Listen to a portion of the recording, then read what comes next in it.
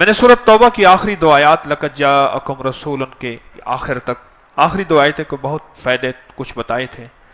ایک کمال اس کا وہ بتاتا ہوں جس کے اندر حفاظت ہے اور روٹی ہے، رزق ہے.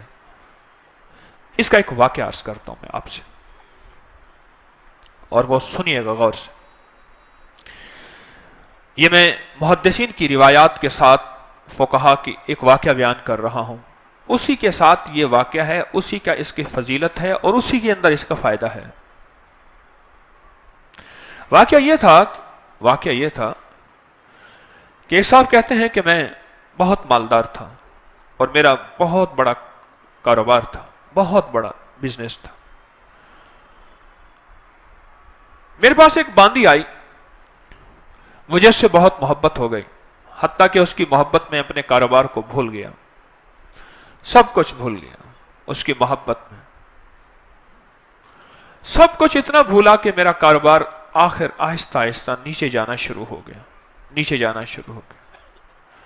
اور نیچے جاتے جاتے جاتے میری ہر چیز میری ختم ہو گئی، حتیٰ کہ میں گھر کو بیچنے لگ گیا، گھر کی چیزیں اٹھا اٹھا کے بیچنا شروع کر دیا.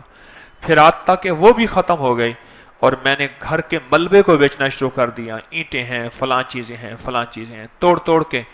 اتنا میں نے گھر باقی رکھا کہ سر چھپانے کی جگہ رہے. زچگی کا وقت تھا. میری بیوی نے مجھے کہا کہیں سے گوشت لیا، کہیں سے شہد لیا، کہیں سے آٹا لیا، میری ضرورت ہے. اور میں بیوی کو حسرت کی نظر سے دیکھ رہا تھا. میرے پاس کچھ نہیں تھا. میں اسی کی محبت میں، اسی باندی کی محبت میں، اسی کے عشق میں تو سب کچھ ختم کر بیٹھا تھا. میں تو کونج مانگوں کر لاواں، اسی میں تو سب کچھ ختم کر بیٹھا تھا. پھرتے ہیں میر خار کچھ پوچھتا نہیں، پھرتے ہیں میر خار کوئی پوچھتا نہیں. اس عاشقی میں عزت سادات بھی گئی، سب کچھ ختم. اور پتہ نہیں میری دل میں کیا ہے، میں گھر سے نکلا گھر سے، اور میرے اندر ایک کیفیت آئی کہ اب اس گھر میں اس وقت تک منہ نہیں کروں گا جب تک کہ میں اپنی بیوی کے لیے کچھ کر نہیں سکوں گا. بس میرے اندر یہ کیفیت آئی اور میں گھر سے نکلا، اور نکلتے میری کوئی منزل نہیں تھی. ایک شہر میں گیا، اس سے اگلے شہر میں گیا، اس سے اگلے شہر میں گیا، اس سے اگلے شہر میں گیا. مہینوں کا سفر کر کے ایک جگہ گیا. ایک جگہ جا کے میں نے مزدوری کرنا شروع کر دی.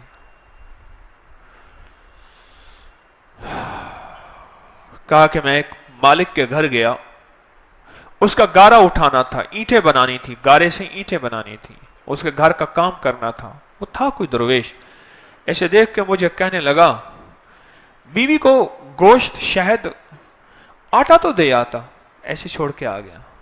اچھا تیرا اللہ پاک تیری حفاظت کرے گا، تو ایسا کر، تو لقد جاءکم پڑھتا رہنا، تیری کام بن جائے گا. کہا کہ اس کی بات سے مجھے لگا تو جھٹکا کہ یہ بیوی والا واقعہ، یہ آٹے والا واقعہ، یہ گوشت والا واقعہ تو مجھے پتا ہے، اور میں اپنی بیوی کی ضروریات میں مارا ہوا ہوں اور تھکا ہوا ہوں، اس کو کیسے خبر ہے؟ اس کو تو پتا نہیں. اس کی اس بات نے مجھے چونکا دیا، ہلا دیا. میں مزدوری کی چلا آیا. پھر میں کبھی کبھی یہ پڑھتا رہتا تھا، اس کی بات یاد آتی تو پڑھتا رہتا تھا. سال گزرتے گئے.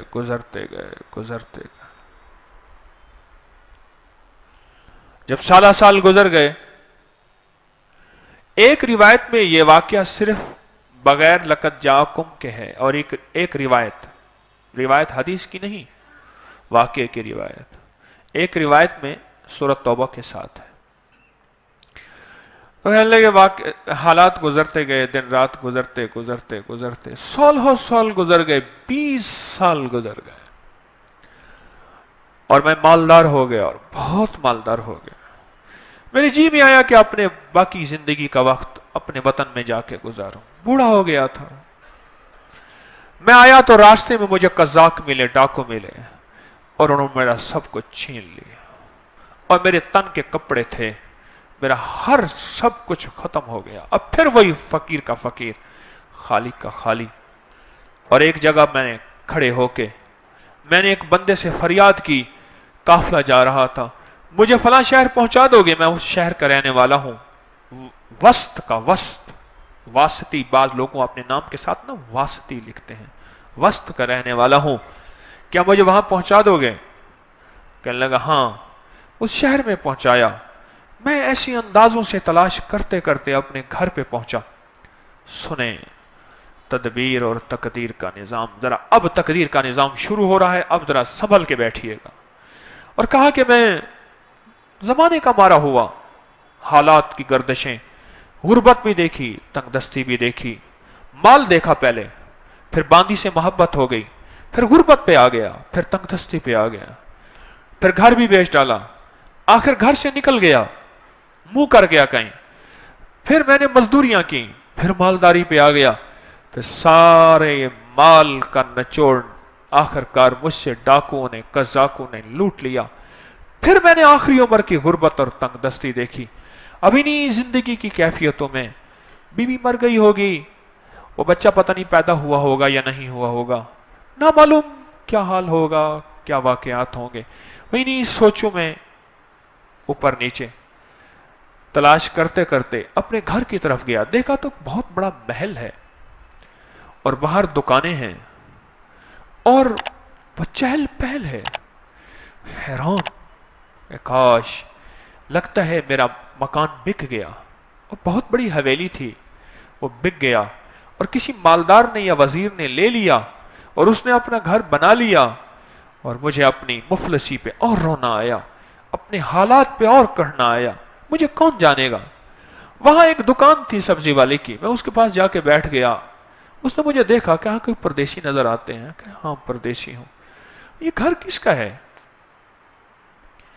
اس نے کہا مامون کی دایا کا گھر ہے۔ اچھا، وہ زندہ ہے؟ اس نے کہا ہاں۔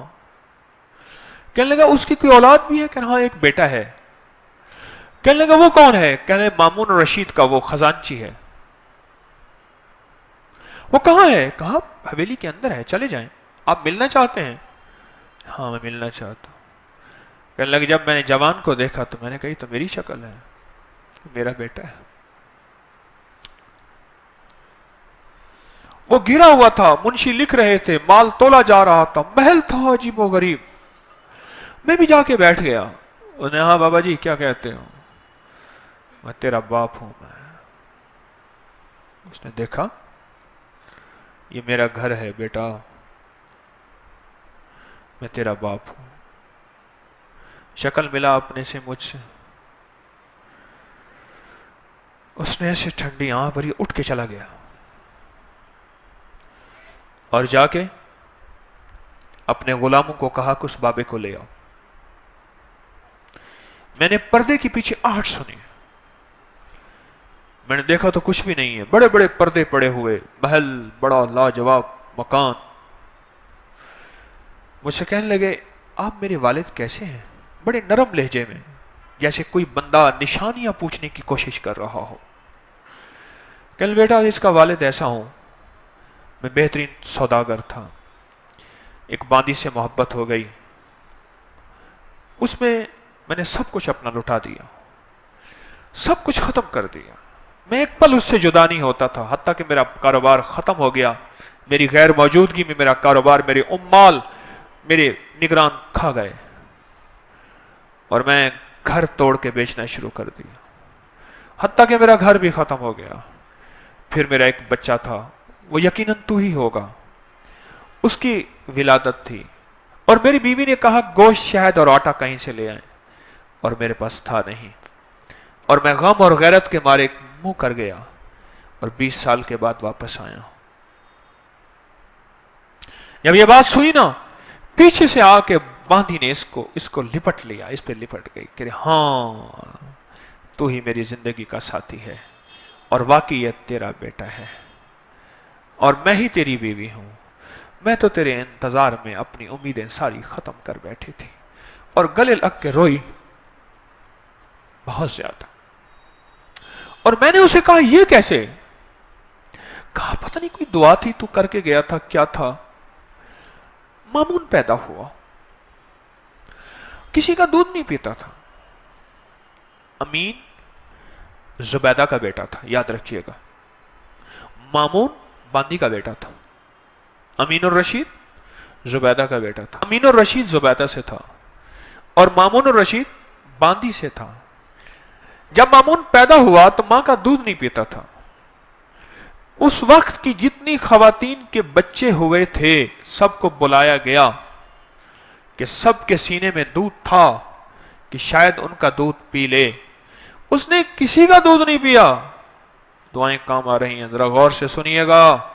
تقدیر غالب ہو رہی ہے، اس میں روزی ہے، اس میں حفاظت ہے، اس آیت میں برکت ہے، اس آیت میں کفایت ہے، اس آیت میں کفالت ہے، اس آیت میں غیبی نظام وابستہ ہے، غیبی نظام ہے اس آیت میں۔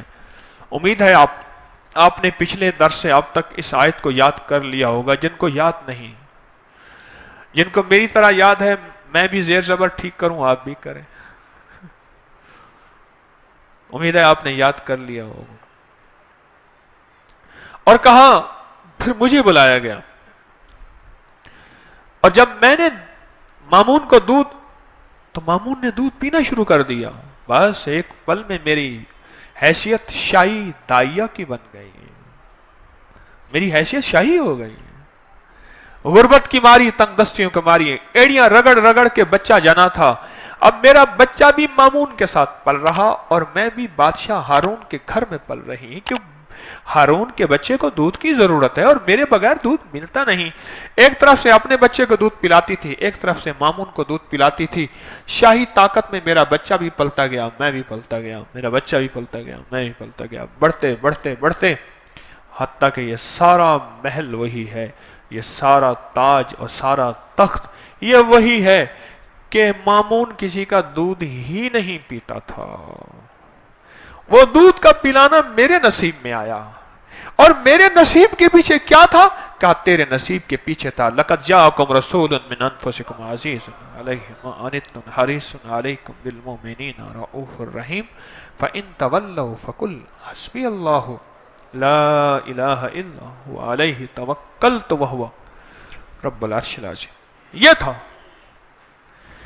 میں خالی ہو گیا، خالی گیا تھا اور خالی آیا، بڑا کمایا، خالی ہو کے خالی آیا، جب آیا تو اپنے گھر کو بھرا پایا۔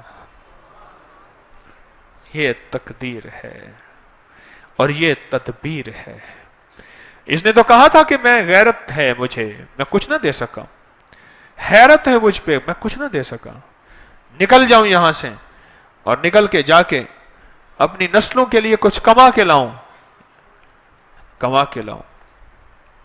پر ساری کمائی ڈاکو لے گئے، اس کی ساری تدبیریں الٹی ہو گئیں، اور عرشی ساری تدبیریں کامیاب ہو گئیں۔